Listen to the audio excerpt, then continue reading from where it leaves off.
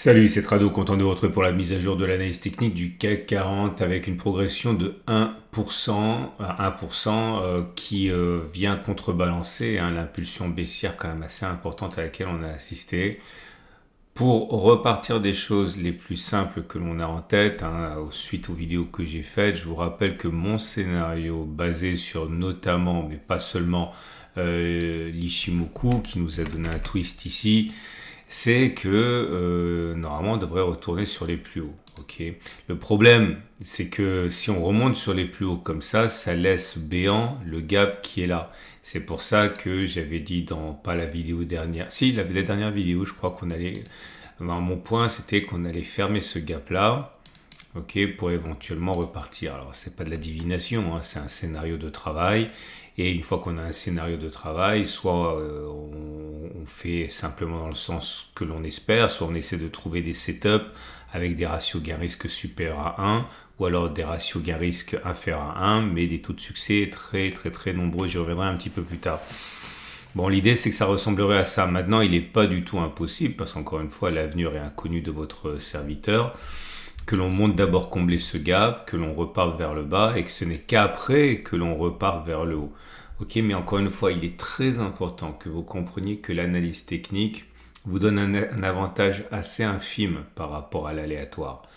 Ok, l'argent que l'on gagne quand on fait de l'analyse technique, on va dire classique, ne vient pas du fait que vous avez raison et que vous avez réussi à savoir où allait le marché. L'argent vient du fait que généralement vous gagnez plus quand vous avez raison que vous ne perdez quand vous avez tort. Alors c'est pas toujours vrai, il y a beaucoup de stratégies, je vous en ai déjà donné quelques-unes, je le fais plus rarement, mais qui permettent d'avoir raison dans 70-80% des cas, mais il n'y a pas de miracle. Les gains sont généralement beaucoup plus restreints que dans les autres stratégies. Je ne vais pas revenir sur ça maintenant, mais l'idée c'est ça. J'envisage que l'on fasse à terme des plus hauts, que l'on revienne pour chercher l'objectif du twist Ichimoku. Et l'objectif du twist Ichimoku, je vous rappelle, vous prenez la distance avant le twist, vous mettez le twist à 50% là, pour montrer que ça va faire la même distance en bas que par-delà le twist et ça vous donne un retour sur les plus hauts. C'est ma stratégie de base, tout simplement basée sur le fait que le twist de l'Ichimoku fonctionne beaucoup plus souvent qu'il ne fonctionne pas. Okay. Alors du coup, j'aimerais revenir sur des stratégies. Vous savez, quand on découvre l'analyse technique, on est dans un premier temps frappé d'une sorte d'illumination, comme si l'ordre avait remplacé le chaos, comme si l'analyse technique permettait de savoir ce qui allait se passer. Et c'est vrai qu'on n'est pas beaucoup aidé par ce qu'on voit sur TikTok, sur YouTube et les gens qui disent qu'ils savent ce qui va se passer, etc., etc. Non. Et quand on a quelque chose qui est valable, comme des taux de réussite de 60, 70, 80% même, et l'exemple du twist est un très bon exemple de quelque chose qui fonctionne beaucoup plus souvent qu'il n'échoue, eh bien on essaie de se raccrocher à ça très souvent pour construire un scénario. Mais alors du coup, qu'est-ce qui fonctionne très souvent en analyse technique? Parce qu'on me demande souvent, moi je vois souvent des setups passer, des débutants, des moins débutants aussi, qui ont des setups très très très compliqués pour gagner de l'argent.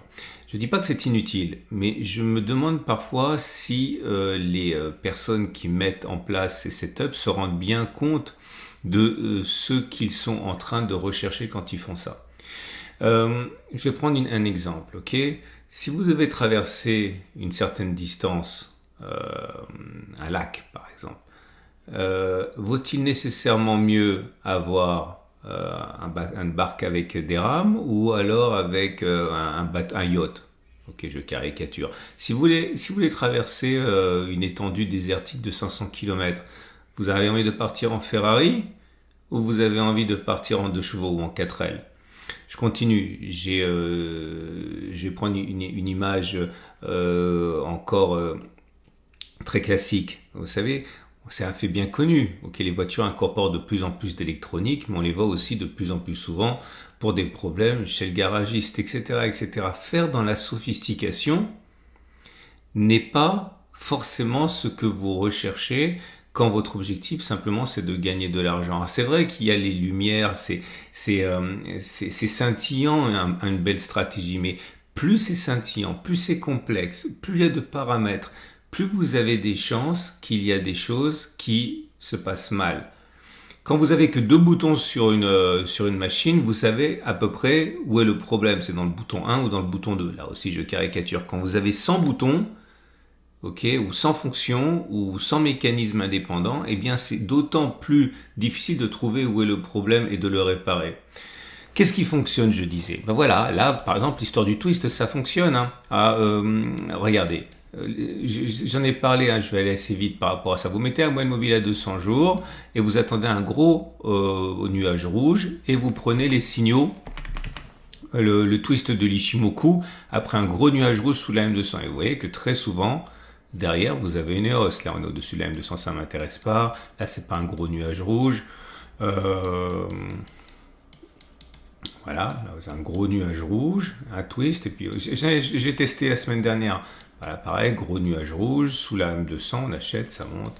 Un autre truc qui fonctionne très souvent, c'est la fameuse croix dorée M50 M200.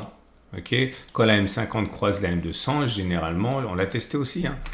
La M50 qui croise la M200, M50 qui croise la M200, M50 qui croise la M200, c'est pas pour rien que c'est connu. Hein.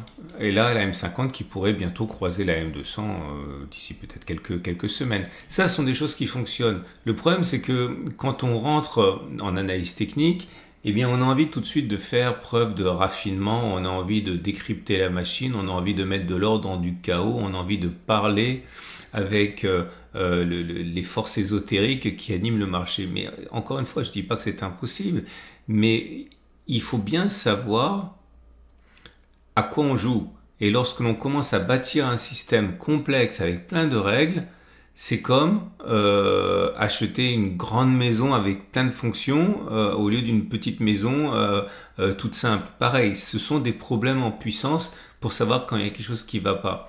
Bon, j'espère que j'ai multiplié les exemples suffisamment pour faire comprendre que l'éloge de la simplicité, ça peut être quelque chose qui est bon pour vous. Donc, pour faire simple, encore une fois, avant de faire compliqué, faites simple. Quand vous aurez été satisfait par ce qui est simple et que vous voudrez éventuellement monter en régime, vous pourrez compliquer, mais surtout si vous êtes débutant, faites simple. Il y a des choses dont on sait que ça fonctionne. Le MACD, le SAR, le Supertrend, ça fonctionne. C'est pas sexy, mais ça fonctionne. Ok? Voilà. Donc, j'ai rien d'autre à tester pour vous parce qu'on a déjà testé beaucoup de choses et je pense que c'était bien de faire un point sur cette fameuse éloge de la simplicité. Par contre, on m'a posé des questions.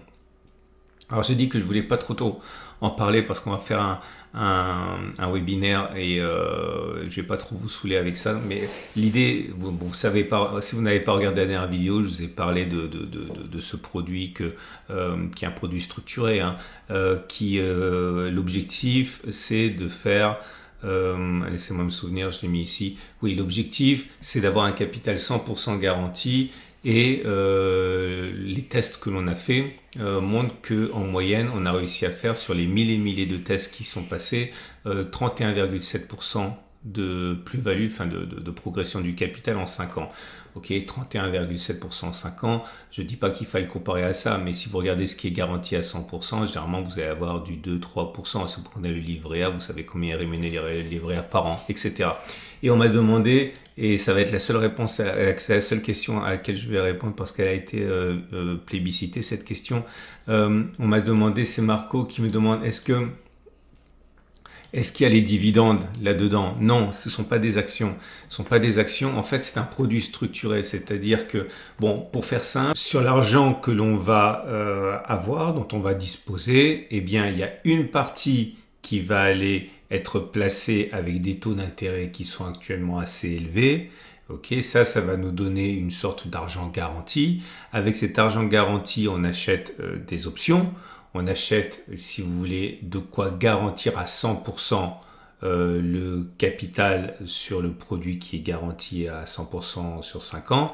Et avec l'argent qui reste, eh bien, on va, et là c'est là que le travail de l'analyse technique, l'analyse fondamentale est intéressante, c'est qu'on va essayer de chercher les choses qui ont le plus de chances de progresser de manière significative et de vous donner le rendement qu'on a testé, donc de mémoire 131,7% sur 5 ans, sur des milliers d'occurrences. Okay, donc je répète, Sur 100 euros que vous allez nous donner, eh bien, une partie va être placée en taux d'intérêt. Cette partie va financer des options qui garantissent le capital à 100% et avec le reste, eh bien, vos serviteurs vont chercher des produits qui vont, on l'espère, surperformer significativement le marché et vous donner un rendement qui est, on va dire, bien plus croustillant que ce qu'on peut espérer avoir lorsqu'on vous propose du capital garanti à 100%. Faut pas comparer ce qui est pas comparable. Enfin, vous savez ce qui rapporte par exemple le livret A sur un capital, d'ailleurs une enveloppe qui est limitée.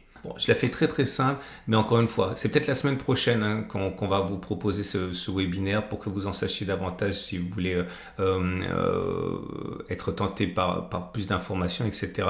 Mais soyez patient, je vous garantis, tout va être expliqué. Ça va être, il y a un numéro ISIN, ça va être super carré, etc. Je vais pas m'amuser à faire des choses dans mon coin encore une fois. Il y aura une fact sheet, il y a un code ISIN, je l'ai dit, etc. Donc un peu de patience, promis, ça arrive très très vite. Voilà. Donc maintenant les trades.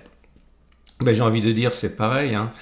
Si vous êtes haussier, vous avez ici le fameux, j'en ai parlé, je l'ai enlevé, mais le fameux Ichimoku et le twist du nuage qui a été fait ici.